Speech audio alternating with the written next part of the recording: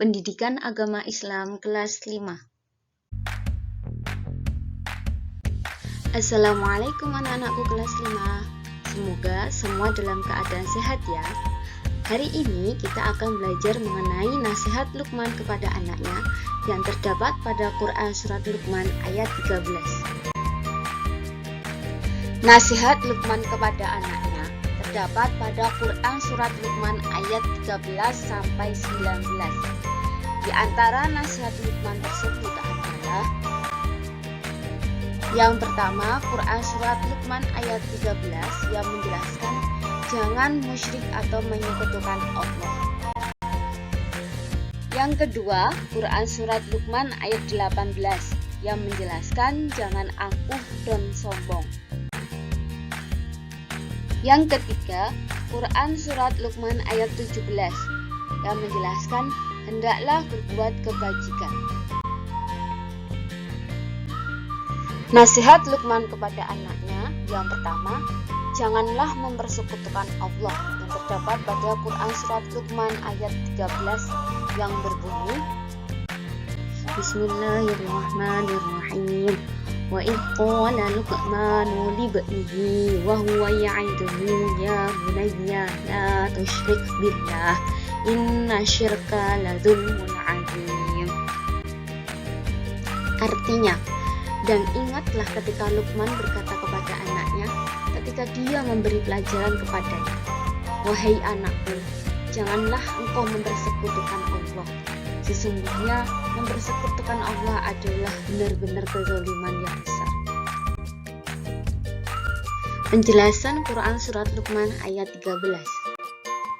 Quran Surat Luqman ayat 13 menjelaskan bahwa janganlah engkau mempersekutukan Allah. Mempersekutukan artinya menyerupakan sesuatu dengan Allah Subhanahu wa taala, yaitu meyakini bahwa ada Tuhan selain Allah Subhanahu wa taala. Contoh perbuatan menyekutukan Allah diantaranya yaitu menjadikan matahari sebagai Tuhan lalu menyembahnya, menjadikan patung sebagai Tuhan lalu menyembahnya. Orang yang menyekutukan Allah disebut orang musyrik, sedangkan perbuatan menyekutukan Allah disebut perbuatan syirik.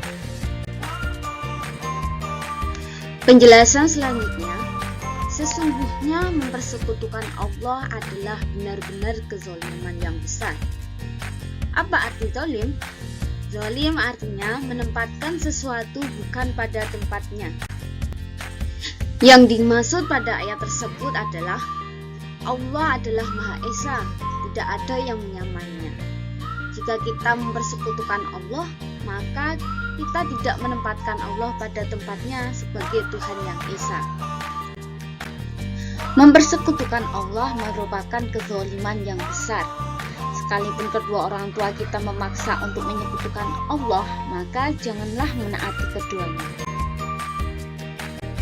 Setelah kita mempelajari Quran Surat Luqman ayat 13, kita dapat menyimpulkan: yang pertama, janganlah musyrik atau menyekutukan Allah, sehingga kita harus mengakui keesaan Allah. Jika tidak mengakui keesaan Allah, maka tidak ada keselamatan di akhirat. Tapi apabila mengakui keesaan Allah, walaupun durhaka bisa jadi diampuni oleh Allah Subhanahu wa taala. Yang kedua, menyekutukan Allah merupakan dosa besar dan kezaliman yang besar yang tidak diampuni oleh Allah Subhanahu wa taala.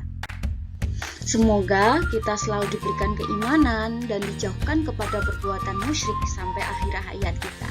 Amin. Demikianlah pembelajaran hari ini anak-anak. Marilah kita tutup dengan membaca tahmid. Alhamdulillahirabbil alamin. Cukup sekian. Wassalamualaikum warahmatullahi wabarakatuh.